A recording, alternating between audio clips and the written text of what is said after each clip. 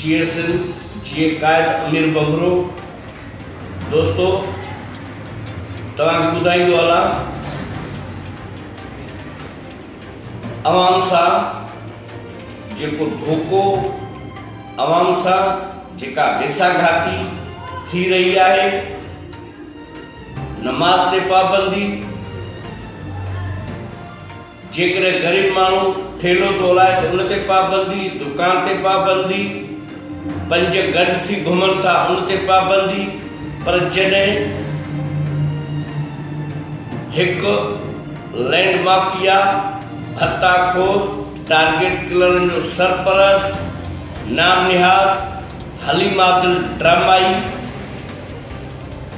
कराची के मुख़्तलिफ़ इलाक़नि खां अफ़गानी गॾु करे PS99 में जलसा तो करे त उन खिलाफ़ को भी लॉकडाउन जी भनकड़ी जो केस ना है, उन खिलाफ़ को कानून ना है, उन का को पुछण वारो कोने। आखिर सिंध हुकूमत जी कहिड़ी मजबूरी आहे, सिंध हुकूमत ड्रामाई शेख खां छो पई डिॼे, कहिड़ी वजह आहे जो हुन खिलाफ़ को भी कानूनी कदम नथो खयो वञे। जेकॾहिं को पुरमन माण्हू शहरी जे खिलाफ़ हुकूमत के चो, इंतज़ामिया पुलिस के चो त फलाणे वटि ही शइ पई आहे त उनखे घेरियो थो वञे, उन जी चादर चादीवारी जो तकसुद पायमाल कयो थो वञे, उनखे गिरफ़्तार करे कोर्ट ऐं जेल ताईं पहुचाए थो वञे। पर जॾहिं हिकु लैंड माफिया हलीम आदिल ड्रामाई जे खिलाफ़ एंटी करप्शन में मुकमल सबूत आहिनि त उन खिलाफ़ का भी कानूनी कार्रवाई नथी कई वञे। उन खां अलावा ड्रामाई शेख ते ॿिया भी केसिस आहिनि, कंहिं भी क़िस्म जी का भी कार्रवाई नथी कई वञे। आखिर कहिड़ी वजह है? आउं पुछण थो चाहियां उन ड्रामाई शेख खां त PTI जी वफ़ाक़ी हुकूमत आहे, तो असेंबली में वेठो ही MP आहीं, तोखे शर्म अचणु घुरिजे। हेॾा लॉकडाउन, होॾा तव्हां वॾा जलसा करे था ॾेखारियो, किराए जा माण्हू गॾु करे तव्हां साबित था कयो त असीं पनाहगीर, असीं सिंध दुश्मन, असीं सिंध जा कातिल गॾु आहियूं। तव्हां असांखे अलॻि न सम्झो, असां पहिरियों ई तव्हांखे सम्झी चुका आहियूं त तव्हां सिंध दुश्मन गॾु आहियो, सिंधनि जा कातिल गॾु आहियो। सिर्फ़ु असांजे सम्झण जी ॻाल्हि हुई, असीं काफ़ी अरसे खां तव्हांखे सम्झूं था।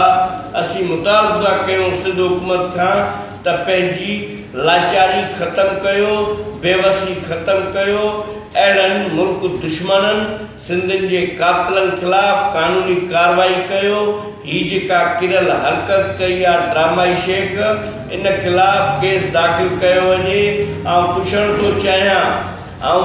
थो चाहियां SSP ईस्ट खां त जॾहिं सुरागोड जे इलाइक़े PS99 में रेड़े वारे खां तुंहिंजी सुरागोड पुलिस 100 रुपयो भी कोन थी छॾे, उन्हनि खे लठियूं थी हणे, उनखे प्रेशर राइज थी करे, जॾहिं हलीम आदिल ड्रामाई शुटागोठ में अफ़गानी गॾु करे जलसो थो करे त तुंहिंजी पुलिस किथे आहे, तव्हां किथे आहियो, तव्हांजो कानून किथे आहे, छो ख़ामोश आहियो?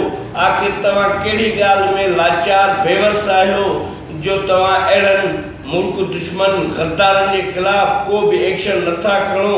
पर जॾहिं तुंहिंजी पुलिस के ख़बर पए थी त कंहिं पुरमन सिंधी पंहिंजो घर तो ठाराए, अझो तो ठाराए, त उन जा मज़दूर खणी उनखे ॿधी, उन खां ॻरी रक़म वठी उनखे आज़ाद कयो था या जेल मोकिलियो था। इहो कहिड़ो कानून आहे? असीं हिकु मुल्क में ॿ कानून हलण कोन ॾींदासूं। हिकिड़ो मुल्क, हिकिड़ो कानून। असीं वस वारे इदारनि खां बि घुर था कयूं त इन ड्रामाई शेख जे खिलाफ़ एक्शन खयो वञे। ॿी सूरत में जेकॾहिं सिंध हुकूमत को भी एक्शन नथी खणे त अहिड़ी लूली लंगली हुकूमत खे छॾे इस्तीफ़ा ॾेई घर भेड़ो थियनि। घटि में घटि जेका ही तनक़ीद थी थिए उहा तनक़ीद तव्हां ते न थिए जो तव्हां हलीम आदिल जहिड़े ड्रामाई माण्हू सां बि मुंहुं नथा ॾेई सघो, उनखे बि लगाम नथा ॾेई सघो।